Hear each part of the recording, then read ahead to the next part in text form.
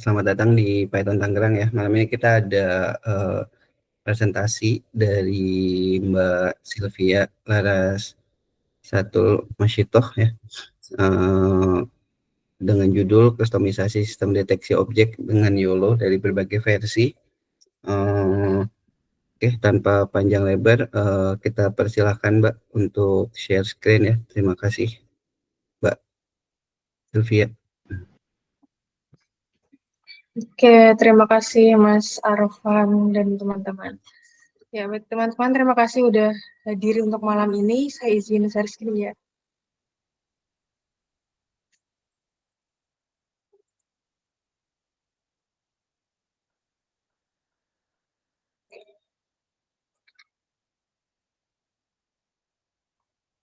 Apakah sudah terlihat layar saya? Sudah, Mbak. Saya udah, ya.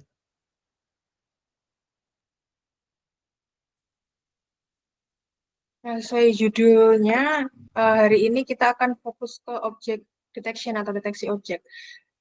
Nah, sebelumnya perkenalkan sekali lagi, saya Sylvia Larsatul Masitoh, atau biasa dipanggil Sylvia. Dan saya baru saja lulus dari jurusan Teknologi Informasi di UNJ.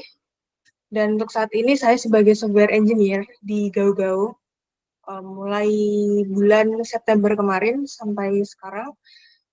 Dan juga di tahun sebelumnya saya sebagai AI Vision Engineer di PT Widya Inovasi Indonesia yang mengerjakan proyek terkait computer vision. Kemudian tahun sebelumnya lagi, saya pernah menjadi front-end developer di CodingWorks. Nah, ini untuk yang AI Vision Engineer dan front-end developer ini sebagai intern.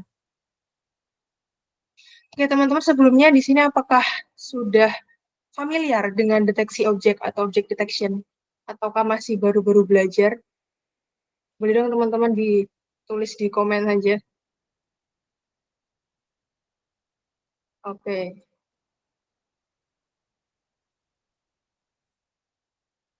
Oke, terima kasih teman-teman atas responnya. Oke, nah jadi deteksi objek ini kadang bikin orang-orang bingung sih, apa sih bedanya deteksi objek, pengenalan objek, segmentasi, kemudian klasifikasi, karena itu masing-masing sama-sama digunakan untuk mendeteksi apakah objek ini sesuai dengan kelasnya atau sesuai dengan namanya ataukah enggak.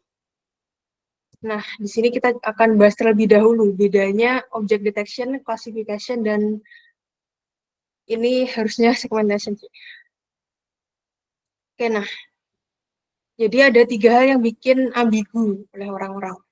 Yang pertama adalah classification, di mana classification ini hanya untuk satu gambar itu hanya ada satu label. Sedangkan dalam detection itu satu gambar bisa lebih dari satu label. Jadi biasanya teman-teman lihat sebuah gambar, misalnya gambar pemandangan, itu ada motor, mobil, atau jalan raya, atau rumah-rumah, pepohonan, dan sebagainya. Itu kalau di detection yang ditandai atau dilabeli itu bisa lebih dari satu jenis. Bisa melabeli pohon, bisa melabeli motor, dan sebagainya. Tapi kalau di classification, ini satu gambar itu cuma bisa diketahui satu aja. Jadi datanya juga harus mencakup satu barang atau satu benda aja. Misalnya satu gambar harus harus ada singa misalnya, atau buku, atau handphone, dan sebagainya.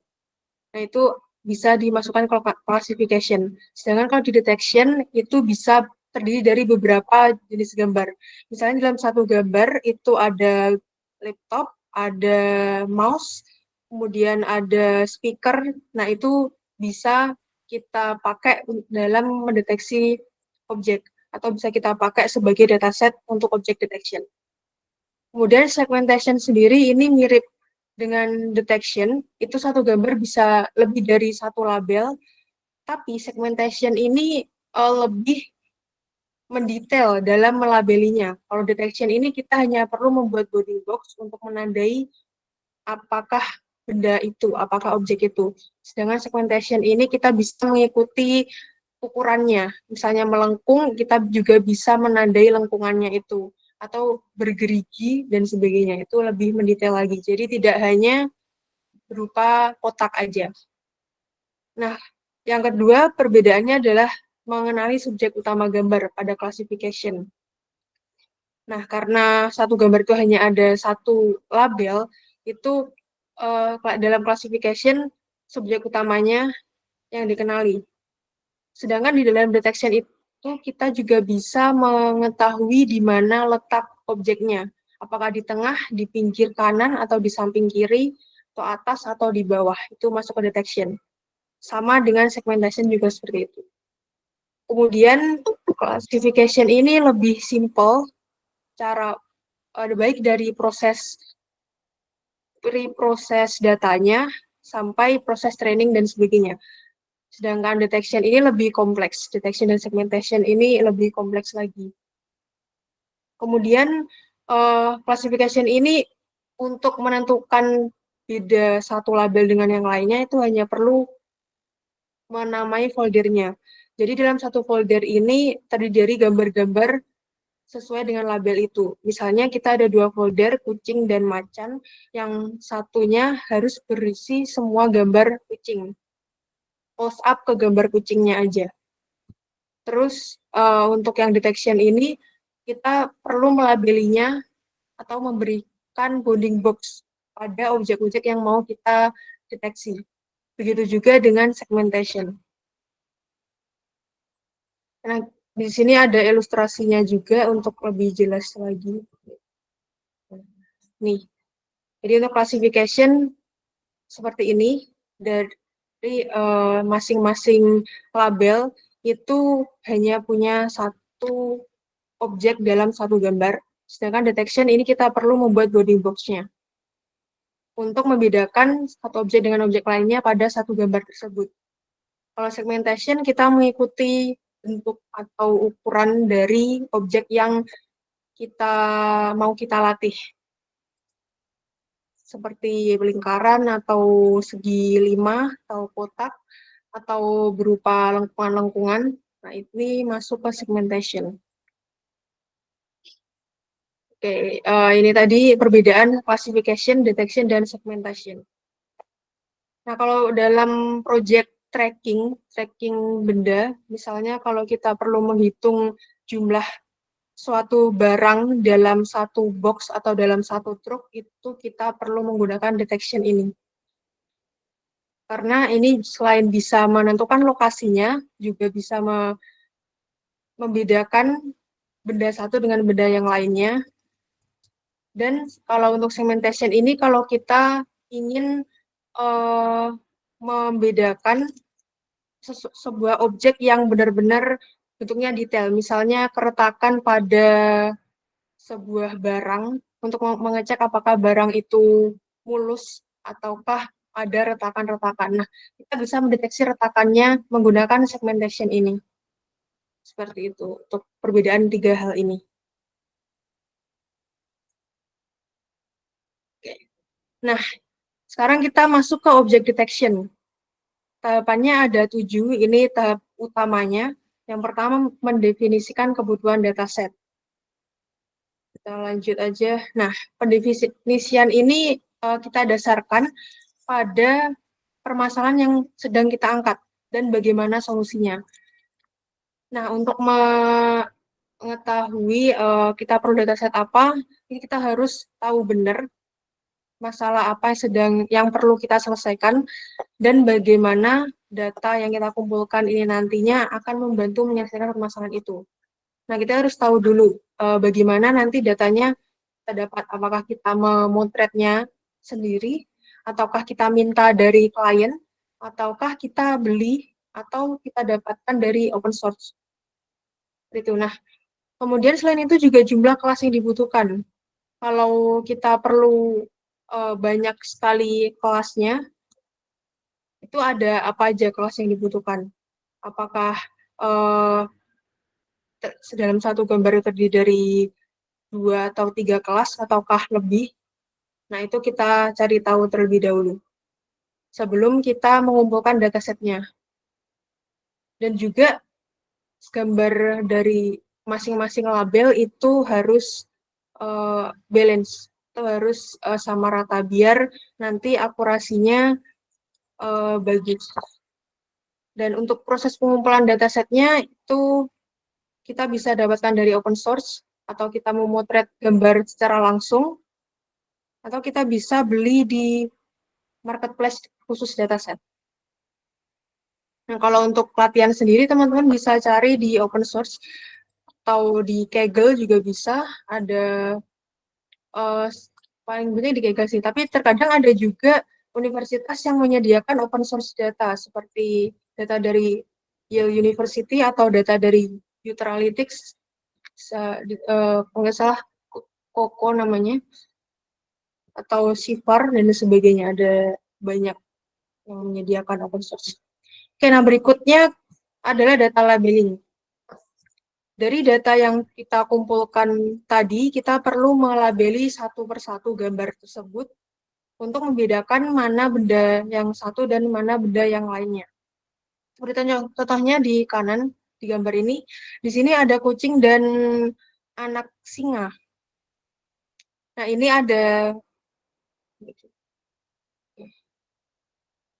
ada kotak dengan titik poin warna hijau dan warna merah. Ini untuk menentukan kalau ini itu adalah singa. Kemudian ini juga ada bounding box. Nah, untuk membuat label itu harus benar-benar mepet ke gambar yang mau kita deteksi, ke objek yang mau kita deteksi. Jadi kalau kita mau membedakan macan dan kucing, itu kita bisa melihat dari wajah kucing dan macan, kucing dan singa sendiri itu udah berbeda. Jadi kita hanya perlu mengambil gambar kepalanya aja, dan ini harus benar-benar semepet mungkin supaya tidak terjadi error dalam datanya, tidak terjadi kerusakan pada datanya. Kalau lebih dari, misalnya ini kotaknya lebih lebar lagi, nah ini nanti bisa jadi bukan kucing, itu terdeteksi sebagai kucing. Jadi harus benar-benar mepet dengan objeknya. Seperti ini. Nah, ini ada nama toolsnya, namanya adalah label IMG. Ini aku udah buka. Oke, ini namanya label IMG. Nah, di sini ada beberapa tombol, yaitu di sini kita bisa membuka satu gambar. Ini untuk membuka keseluruhan gambar dalam satu folder. Dan kemudian di sini ada 3 jenis modeling. Nah, ada CreateML, Pascal VOC, sama yang satunya YOLO. Nah, yang YOLO ini yang kita gunakan untuk mendeteksi objek menggunakan arsitektur YOLO. Dan YOLO ini keluarannya berupa ekstensi TXT. Sedangkan kalau yang CreateML dan Pascal VOC ini XML. Yang paling sering digunakan adalah YOLO. Nah, ini karena ini udah berganti ke YOLO, kita bisa coba langsung untuk membuat bounding box-nya. Di sini ada create react box, atau kita bisa tinggal klik W di keyboard. Nah, ini tinggal kita buat box-nya mengikuti ukuran dari objek itu. Nah, ini kita bisa masukkan labelnya, contohnya lion. Oke. Nah, seperti ini kita paskan lagi.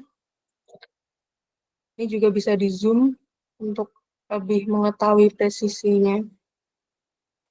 Oke.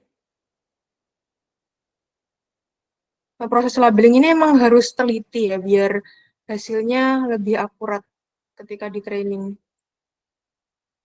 Berikutnya ada macan tutul.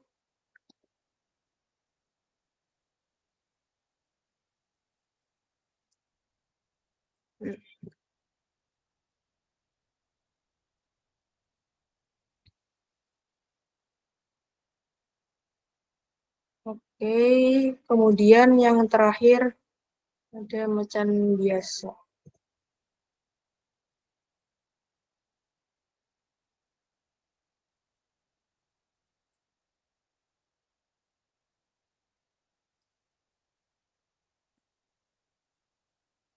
Oke.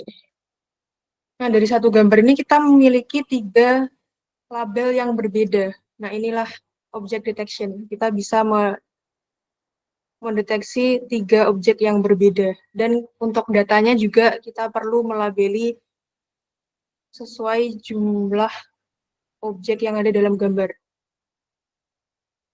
Oke. Ini tidak termasuk dengan background-nya ya, karena kita fokusnya pada hewan utama ini. Oke, nah kalau sudah, tinggal klik save aja, nanti akan diarahkan kemana kita harus menyimpan.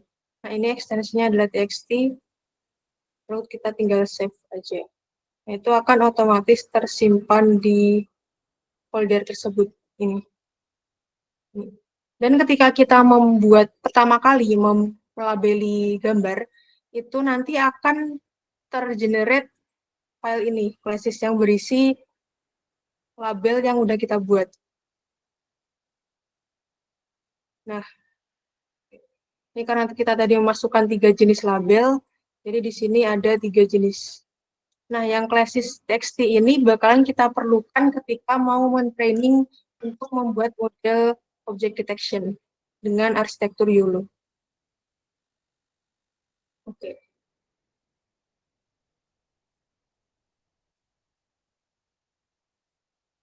Setelah data labeling, nah ini saatnya untuk memilih arsitektur machine learning-nya. Dan untuk kali ini kita akan menggunakan YOLO.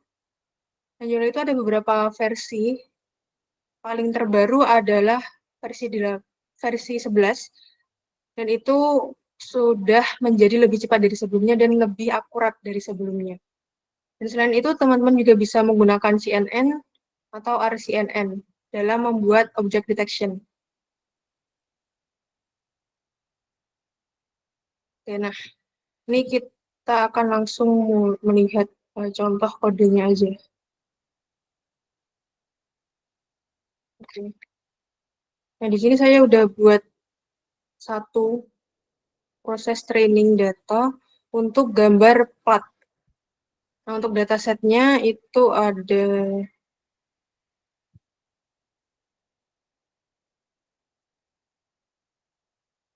oke ini.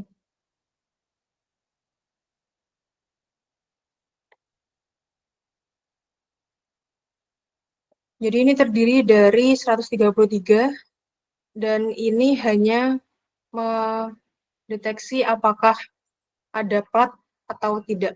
Jadi dalam kelasnya itu hanya ada satu kelas yaitu plat aja. Nah, ini udah dilabeli masing-masing dan sudah dimasukkan ke sini juga untuk datasetnya.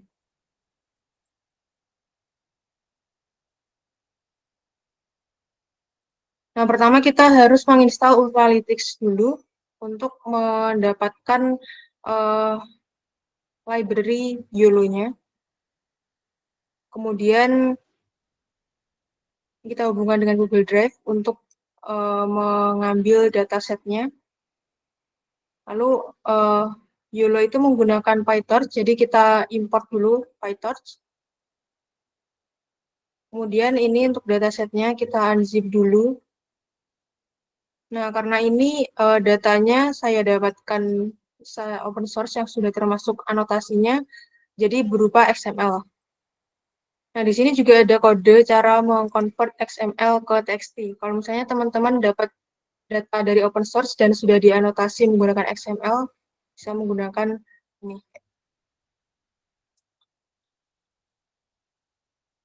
Nah, kemudian untuk membuat foldernya, itu kita bagi terlebih dahulu menjadi train dan validation atau tes, data test dan data train. Kemudian masing-masing anotasinya itu digabung aja. Jadi dalam train ini ada gambar dan anotasi tanpa dipisah oleh folder. Jadi tinggal kita lihat aja folder train dan validation-nya. Kemudian ini kita import YOLO dari Ultralytics dan training di sini.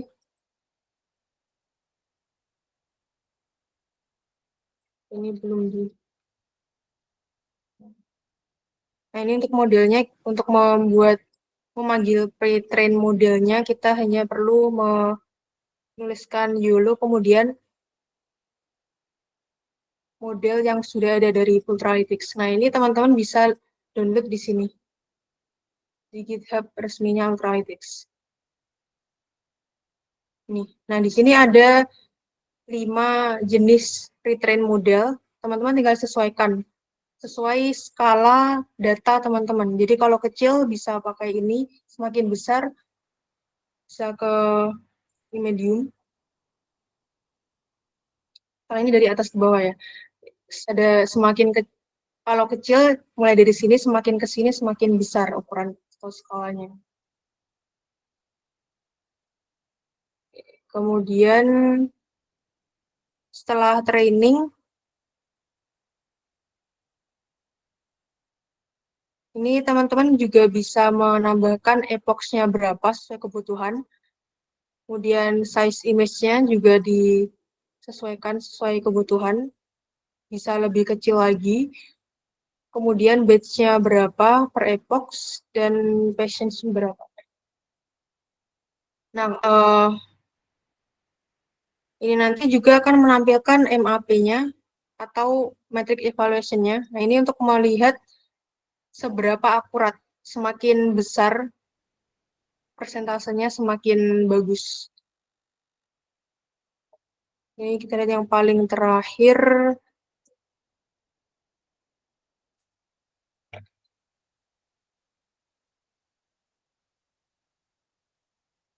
Ini MAP-nya ada 0,9 atau 90%. MAP-nya ini cukup bagus. Dan ini nanti kalau sudah selesai training akan membuat folder baru. Dan untuk modelnya bisa diambil di folder weights. Ada base dan last. Base ini berarti dengan akurasi paling baik dan last ini dengan akurasi yang terakhir.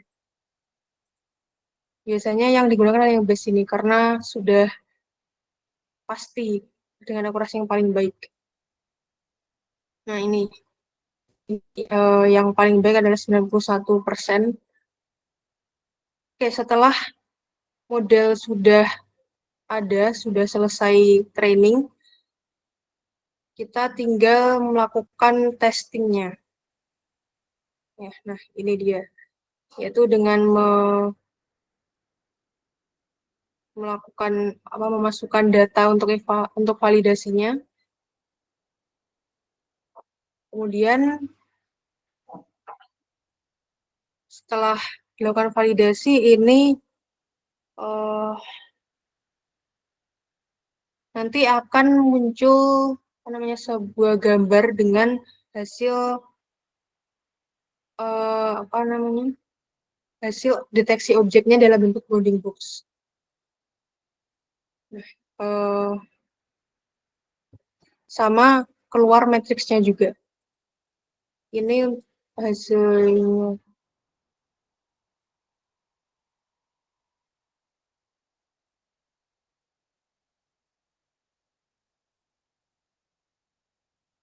Nah, ini dia.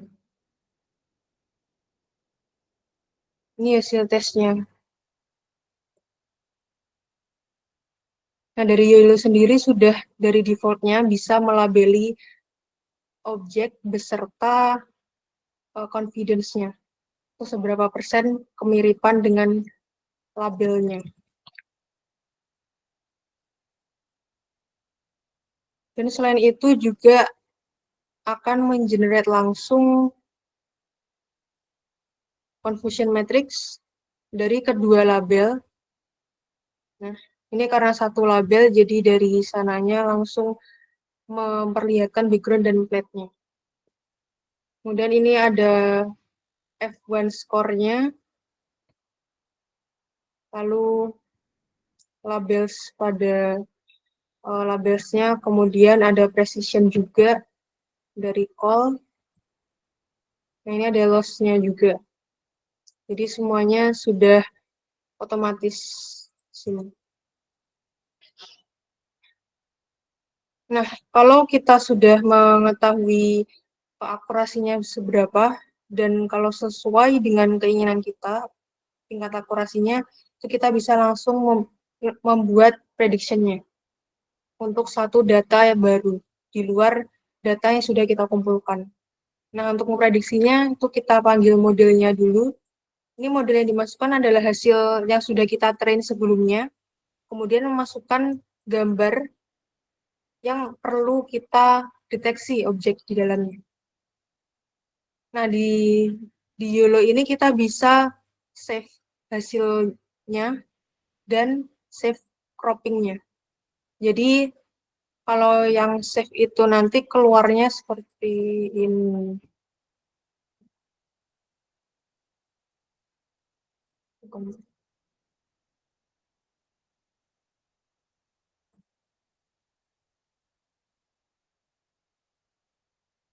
Nanti bentuknya seperti ini. Kalau kita save, akan nge-save gambar yang ini. Kalau crop, nanti akan tersimpan gambar plat atau gambar objek yang kita deteksi. Ini. Hanya gambar objeknya. Kalau misalnya kita punya project di mana kita perlu untuk mendapatkan gambar crop-cropannya, misalnya dalam deteksi plat ini kita perlu gambar plat ini untuk mengambil tulisan nomor platnya. Kemudian melakukan OCR dalam gambar ini. Jadi kita perlu meng-crop ini dulu untuk nantinya bisa kita lakukan OCR. Tuh. Nah, ini setelah memasukkan data untuk diprediksi, baru nanti, nah ini untuk cara yang kedua, cara yang pertama nih yang kedua. Dan nanti akan menunjukkan hasil yang seperti ini. Nah, ini yang kita masukkan ketika kita melakukan deployment ke app kita, misalnya web app atau mobile app, atau bahkan ke microcontroller. Kita hanya perlu memasukkan model predik dan memasukkan gambarnya di dalamnya. Dan ini harus sudah ada modelnya. Dan ini untuk tes yang kedua.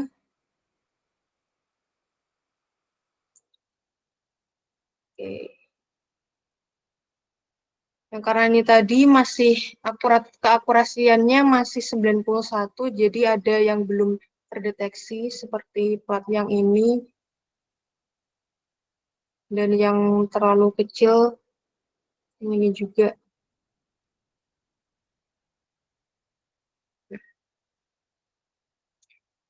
Gimana caranya biar akurasinya lebih tinggi itu biasanya selain menambahkan datasetnya, kita bisa melakukan atau mengambil pretrain di sini yang memiliki MAP lebih tinggi. Tapi kalau kita pakai yang lebih yang M, L, dan X ini nanti bisa menyebabkan lebih lambat lagi untuk proses atau performance-nya.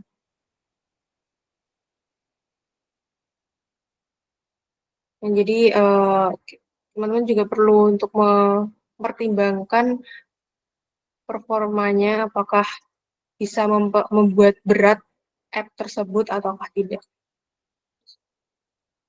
Oke, itu tadi untuk proses training sampai prediksinya. Dan sini ada testing serta evaluasi. Oke, kita langsung aja ke evaluasi metrik. Dalam evaluasi metrik itu biasanya ada confusion metric, dan kalau untuk object detection ini kita ada MAP atau mean average precision.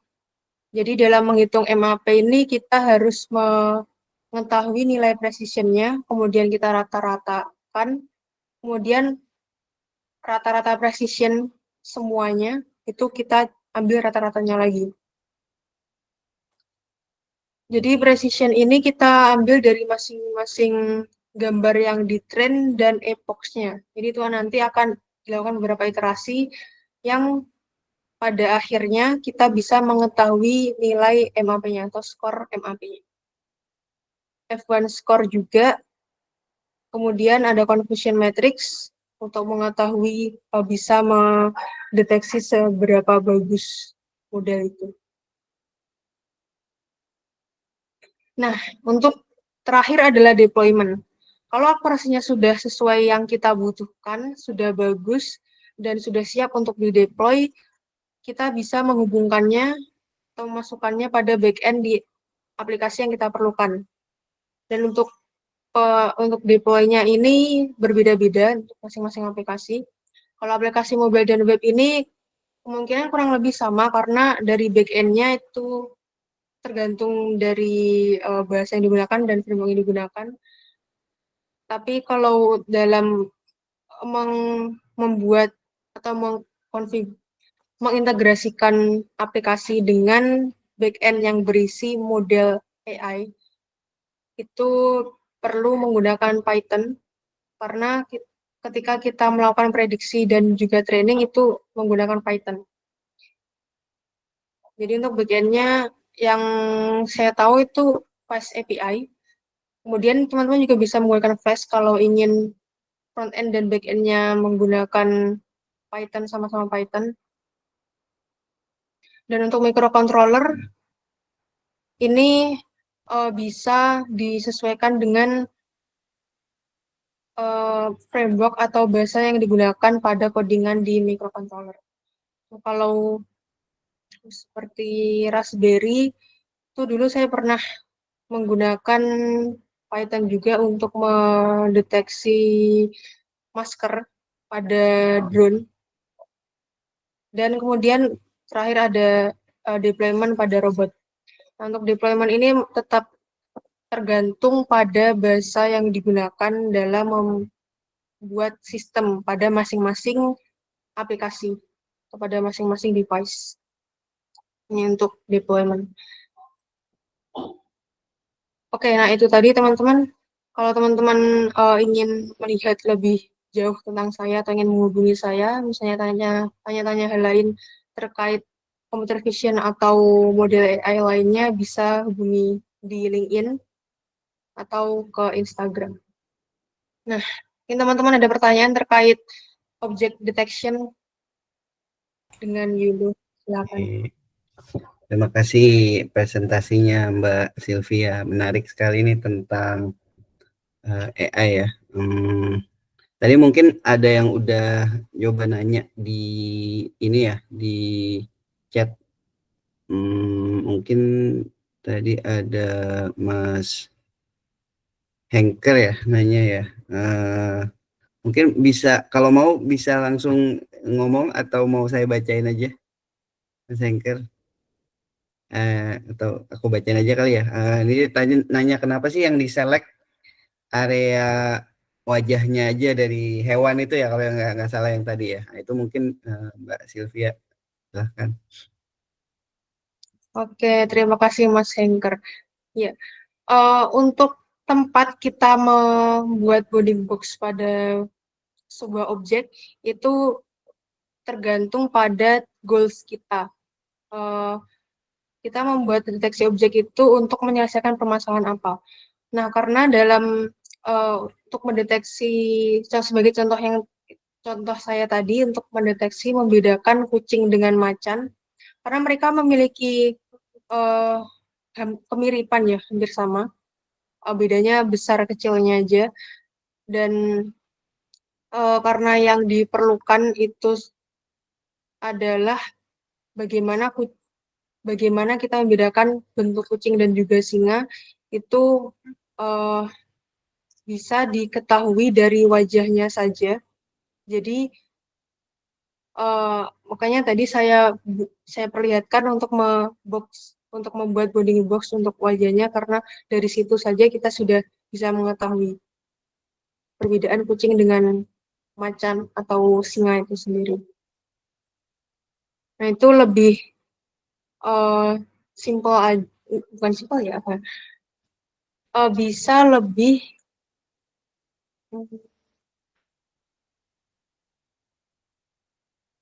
mengurangi resiko untuk kedepannya pada dataset.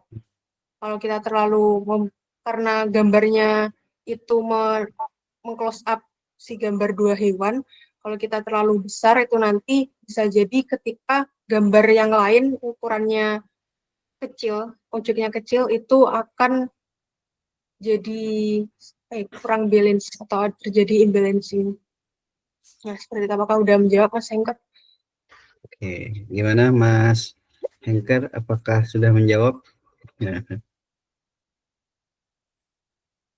Oke, kita lanjut ke penanya kedua. Mas Hengker belum ada ini. Oke, Mas Eko silahkan open mic.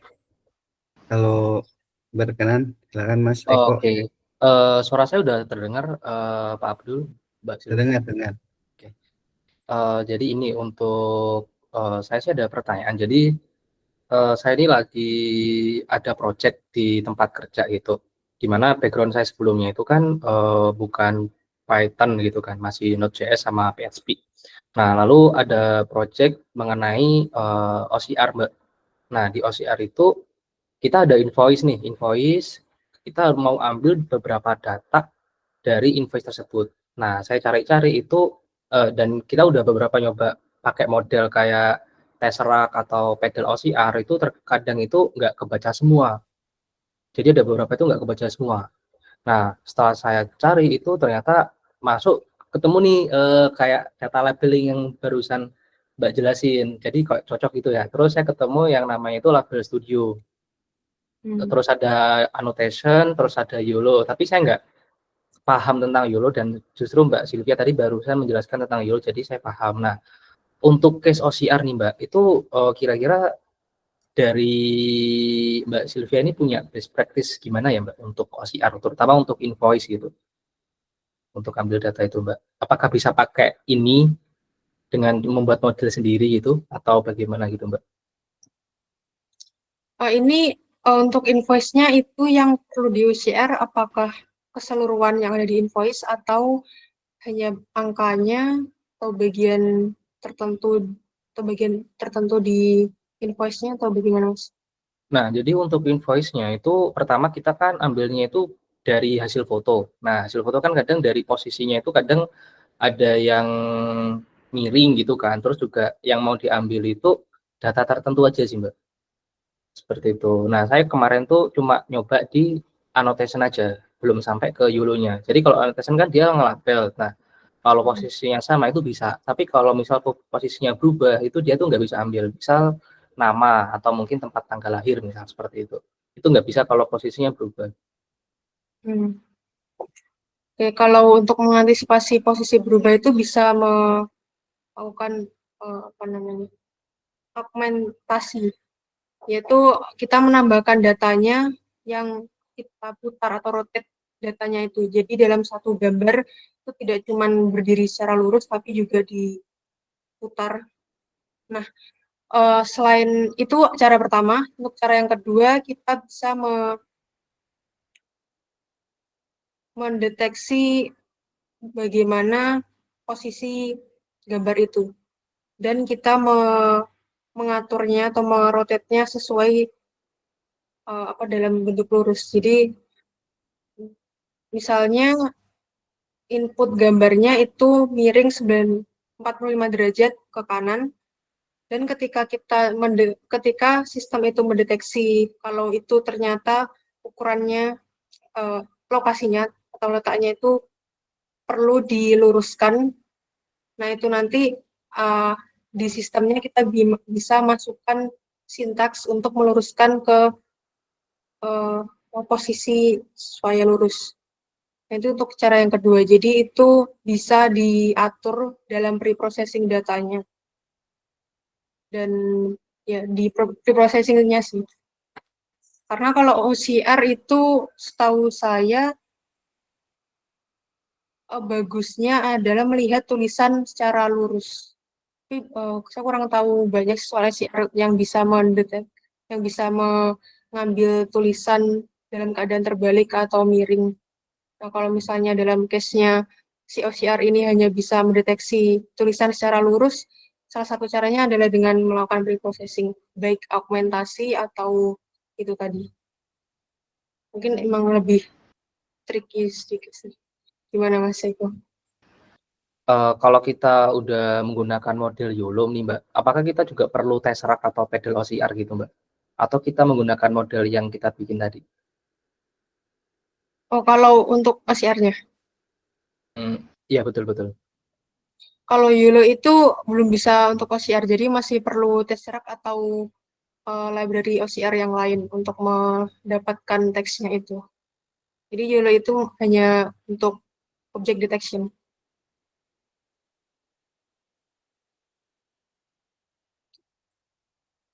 Misal nih Mbak, ada tulisan tanggal gitu. Nah, kan tadi objek detection itu. Nah, itu dia tuh bisa tahu nggak Mbak posisi tanggal itu ada di mana? Atau bagaimana tuh Mbak maksudnya data object detection itu Mbak? Kan kalau gambar dia bisa membedakan antara singa sama macan. Nah, kalau tulisan tuh bisa tahu tata letaknya nggak Mbak? Kalau tulisan itu sedikit beda sih. Itu kalau tulisan bisa pakai segmentasi. Jadi untuk labelingnya itu menggunakan labeling segmentation, bukan yang detection. Karena segmentation bisa mengikuti pola hurufnya. Nah, itu bisa. Dengan YOLO juga bisa, tetapi untuk anotasinya itu menggunakan segmentation. Oh, siap-siap Mbak. Itu segmentation yang lanjutan dari detection tadi ya Mbak? Iya, iya. Oh, siap. Makasih Mbak udah Oh cukup iya, jelas. Oke. Atau Mbak Sylvia pernah tahu nggak kayak ada solusi yang berbayar gitu untuk OCR gitu? yang berbayar, Yang kayak kita tinggal kasih, kita bayar per API atau apa gitu. oh, GTP. Kalau OCR sih, apa ya, belum pernah riset Belumnya ya. I OCR. see. Setahu saya Dulu, yang free sih, setahu saya. Ada sih aku satu dulu aplikasi pernah coba yang pakai apa yang di Amazon tuh, Amazon AWS itu ada AWS ya. extract ya, Oh iya benar. itu tuh kayak ada buat apa invoice buat apa gitu kan, kayak langsung tabel gitu. Oke, kita next question ya. Pak Ade RA, apakah mau open mic aja atau saya bacain? Kita bacain aja ya kalau gitu ya. Bertanya Mbak, apakah YOLO mempunyai kemampuan untuk melakukan perhitungan luas, volume, atau berat dengan hanya mendeteksi sebuah objek? Nah, itu. Seperti itu pertanyaannya Mbak Sylvia, silahkan. Apakah YOLO mempunyai kemampuan untuk melakukan perhitungan luas, volume, atau berat? Nah, oke. Kalau melihat cara menghitung luas, volume, dan berat dari sebuah objek, itu menggunakan 3D detection yang saya tahu. Nah, kalau dengan YOLO ini lebih ke 2D detection. Jadi, saya belum pernah lihat YOLO versi 1 sampai yang 11 ini yang digunakan dalam project 3D detection, kecuali mereka menggunakan kombinasi dengan algoritma yang lainnya. Hai, Jadi kalau menggunakan YOLO saja, sepertinya ini belum bisa. bisa ya. Hmm. Oke, ada follow up question? Nggak ada ya. Next question ada lagi, belum masuk seperti ini. PPT-nya nanti bisa di-share nggak Kak? Tuh ada yang nanya gitu. Bisa. Bisa Nanti saya ya, nanti. sharekan PPT dan demonya juga. Oke. Eh, nggak ada mungkin dari Mas Adi. Oh silakan Mas Adi.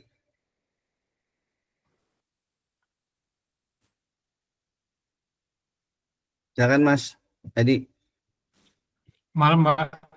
Eh, saya mau tanya. Ya. Tadi saya lihat kan ada, ya. Tadi saya lihat ada eh, kayak pendeteksian plat gitu Mbak ya di jalan. Itu kalau misalnya di CCTV dia apakah langsung bisa dikenali dari video atau dia melakukan eh, apa scene-nya itu dipindahin jadi foto dulu gitu Mbak? Kalau pakai YOLO. Oh, Atau ada kalau nggak pakainya bisa solusi pakai di video, mana video atau gambar bisa. pakai video gitu, tapi pakai YOLO atau pakai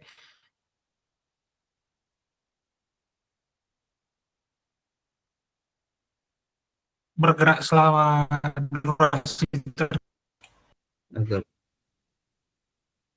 agak putus-putus ya Mas. Tadi putus Iya, mungkin bisa yang diulang Mas. bagian ada solusi lain selain Nah, sampai situ.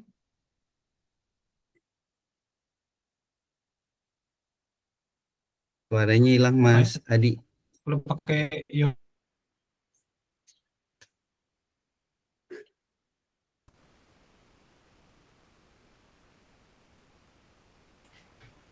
Suaranya hilang Mas Adi. Bisa diulang nggak atau dicek sound dulu?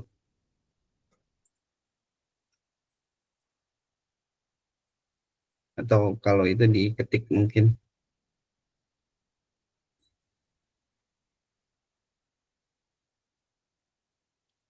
Oh ya Mbak Sylvia, nanti mungkin apa Ini kode tadi bisa diikuti share juga kali ya nanti ya Oh iya boleh sekaligus. boleh. Oh ya, Mas Adi bisa diulang nggak Mas Adi, suaranya agak putus-putus tadi.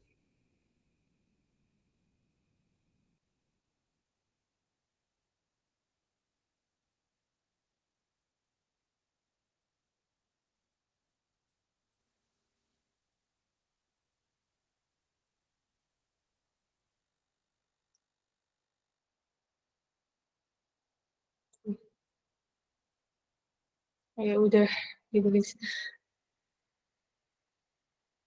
Tidak terdengar ya Mas Adi ya? Oh ini, oh belum. Oh ini, tadi saya lihat ada pendeteksi plat, itu bisa langsung di video atau video. Oh ini tadi udah dijawab ya kalau yang ini ya. Tadi sama Mbak Sylvia ya. Terus ada pertanyaan lagi nih. Mas Adi, udah cukup belum Mas Adi? Atau masih mau bertanya? Oh udah cukup ya. Sepertinya lagi mute. Oke, dari Mas Ade ada pertanyaan lagi. Apakah YOLO mempunyai database objek sehingga ketika mendeteksi sebuah objek, YOLO langsung memberikan suggest nama atau user yang harus entry nama entitas terhadap objek yang dideteksinya? Nah, silakan Mbak. Oke. YOLO punya itunya sendiri, punya apa namanya datasetnya sendiri, namanya Coco dataset. Nah, Coco dataset ini punya beberapa label ya, dari label orang, kemudian kendaraan juga ada, sepeda dan sebagainya, terdiri dari 330.000 gambar lebih. Itu teman-teman bisa cek aja langsung di sini. Nah, jadi kalau teman-teman tidak mengcustom objeknya, mengcustom datanya, teman-teman bisa tinggal memilah apa namanya label apa yang mau digunakan. Jadi tadi ada 5 jenis pretrain. Nah, itu masing-masing pretrainnya bisa langsung dipakai sebagai model untuk mendeteksi objek yang teman-teman inginkan yang sudah ada di dataset Coco. Namanya satunya Coco, satunya ada Amazon EC2 P4D. Oke. Oke, apakah cukup menjawab Mas Ade? Ada follow up? Nah, belum ada pertanyaan tambahan, aku mungkin ikut nanya ya.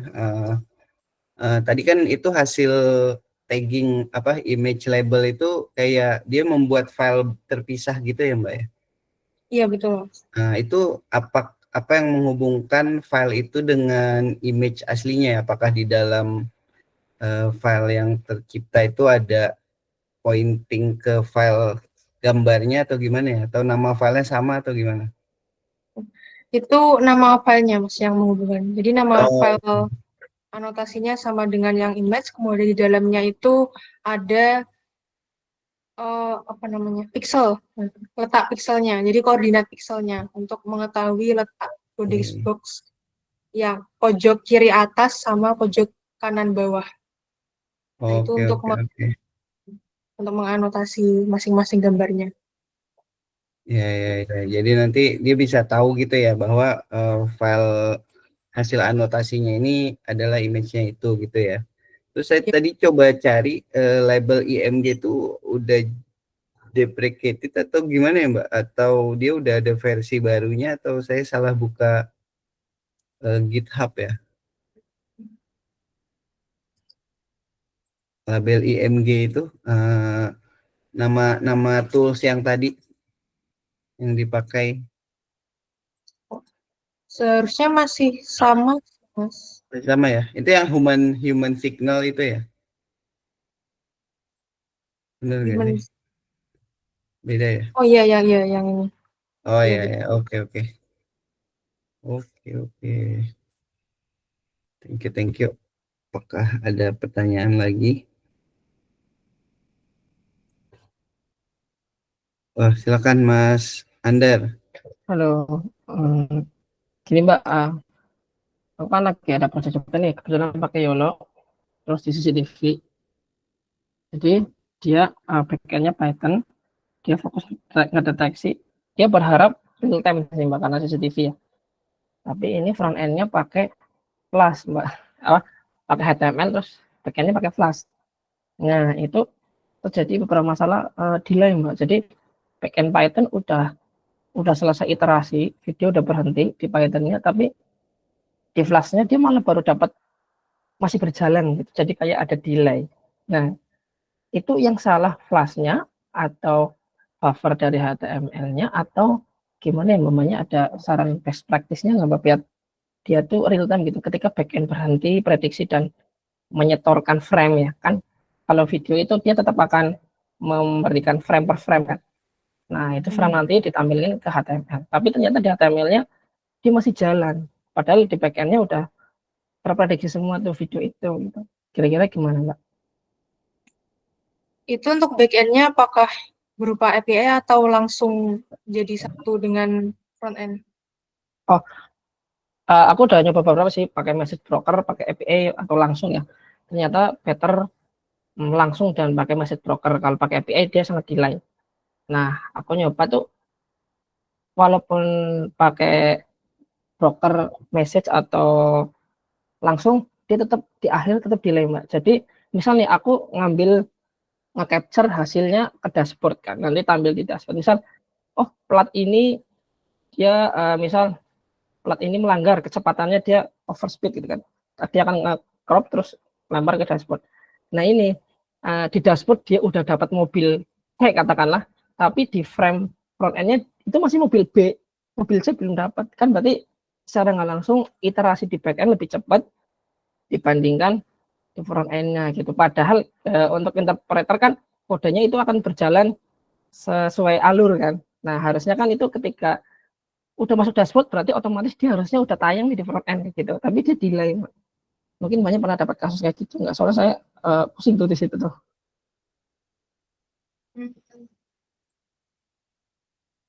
Sepertinya kalau itu emang dari sisi front end-nya. Jadi HTML mungkin di buffer kayaknya ya.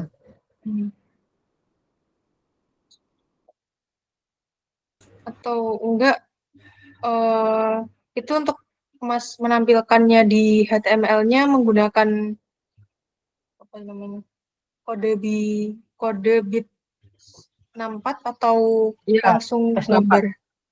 PS64. Aku konversi ke PS64 dulu pastinya. Nah itu, tapi masih delay itu. Itu masalah frame per second-nya nggak sih? Nah itu Mas, kalau di back end dia frame per second-nya dia dapat 30 fps. Aku kan tracking juga tuh log time-nya, tapi ketika data yang di frame dia delay. Jadi back end udah selesai katakanlah, kita video source-nya udah selesai, tapi frame-nya masih nayang di front end-nya.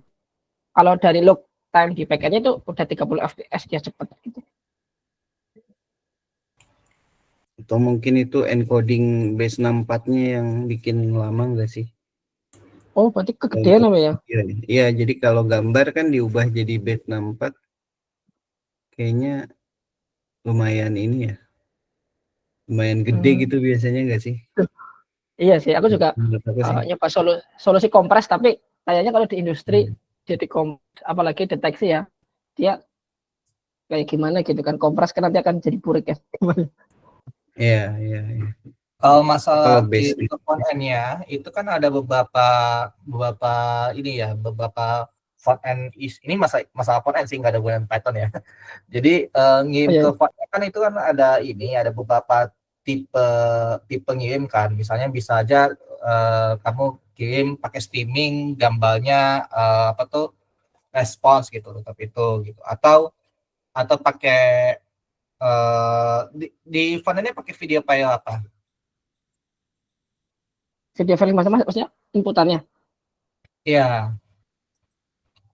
Kalau inputan mah kan bisa RTSP atau video file. Nah, tapi kalau ke front end-nya dia Ya, yang yield apa ya? diputar ke diputar ke front end-nya kan itu kan sebenarnya ada responsnya. Ya, ya. Ini itu sih kalau Flash dia ngirim yield-nya apa ya? Aku juga kurang paham sih gitu. Kayaknya yield ini ntar yield frame content type. Bahkan ketika kamu setting di Flux-nya kan itu kan ini nyambung ke front end kan. Itu kan berarti Ya. milih mau pilih tipe gambar apa yang direspons atau video apa yang direspons. Oh, seperti ini. Coba Misalnya saya share. jadi ini kata kuncinya adalah DASH, DAS, HLS, atau cuma ya JPEG biasa tapi di streaming gitu. Jadi Oh, JPEG, harus paham ya. Nah, kalau JPEG biasa harus di streaming itu pasti bottleneck-nya di BN-nya. Walaupun kamu yakin banget ketika BN-nya doang itu frame per second-nya bagus, lancar, tapi ketika dikirim ke front end dia nggak lancar, berarti ketika nyambung dari Flux-nya settingan di ini ya. Ini udah jauh banget dari Python sih. Ini udah ngomongin balikin ke front end-nya ya. Oh, Jadi ya. ada beberapa format standar yaitu DASH-nya atau HLS atau yang JPEG streaming. Nah, nanti kamu cek aja mana yang enak gitu. Coba DAS, DAS ya, DAS streaming. Ya, DAS, HLS, HLS. sama JPEG di streaming. Tapi kalau JPEG di streaming itu zaman dulu banget. Biasanya kayaknya kalau kamu ngikutin tutorial yang di internet itu biasanya JPEG streaming nih. Berarti kan itu tutorial zaman dulu kan. Iya, Ya, kalau yang modern, yang YouTube segala macam atau Apple apa tuh video player itu udah bagus, itu pakai HLS biasanya. Atau HLS. DAS. Ya, HLS atau DAS. Oke. Dan ini front end, nggak ada hubungan dengan Python. Jadi aku paham kalau apa tuh Mbak Sylvia nggak bisa agak bingung jawabnya gimana. Soalnya ini front end banget. Oh, oke, siap. Nanti saya coba riset lagi. Oke. Makasih Mas Irfan udah dijelasin. Thank you ya semuanya insight-nya. Oke. Ini Mas Irfan. untuk tanya jawab mungkin bisa kita stop ya sampai jam 9 ya. Mas Adi gimana? Apa selanjutnya kalau mungkin kalau mau ada cara bebas, tapi kita mau ini ya dokumentasi, jadi mau kita foto dulu gitu, mau kita screenshot. Mungkin yang bisa on cam mungkin boleh on cam ya.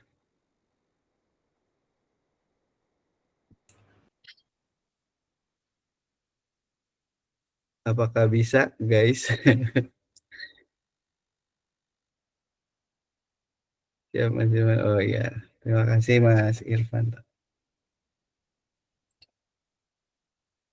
Atau masih ada yang mau nanya lagi, tapi nanti mungkin di ini aja ya, setelah acara bebas ya. Oke, kita on cam ya. Mas Andar, ada lagi? Ayo dong guys. Aku agak ini, mungkin Mas Adi yang bisa screenshotin, Mas. Oke, Mas. Oke, on cam semua. 1, 2, 3. Sekali lagi ya. Sekali lagi. Ntar ya, saya save dulu. Sekali lagi. 1,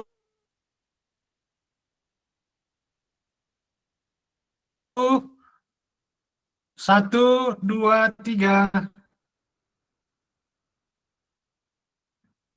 Oke. Oke. Nah. Ini gimana cara? Oh ini ya layout ya. Ya mungkin kalau itu recordingnya bisa dilepas ya Mas Adi. Oke, BTW rekamannya ditutup gitu. terima kasih nih. Iya, atau aku ini dulu deh, aku closing ininya dulu deh. Terima kasih semuanya udah apa namanya bergabung, terutama narasumber kita Mbak Sylvia. Oke, Semoga ini jadi bermanfaat untuk kita ya, menambah insight-insight baru dan further discussion. Mungkin tadi Mbak Sylvia udah ngasih kontak kalau misalnya mau gitu kan. Jadi dari aku terima kasih. Aku kembalikan. Oke, selanjutnya mungkin recordingnya bisa dilepas Mas kalau mau kita lebih apa ngobrol atau apa gitu. Itu sih, mungkin gitu. Thank you.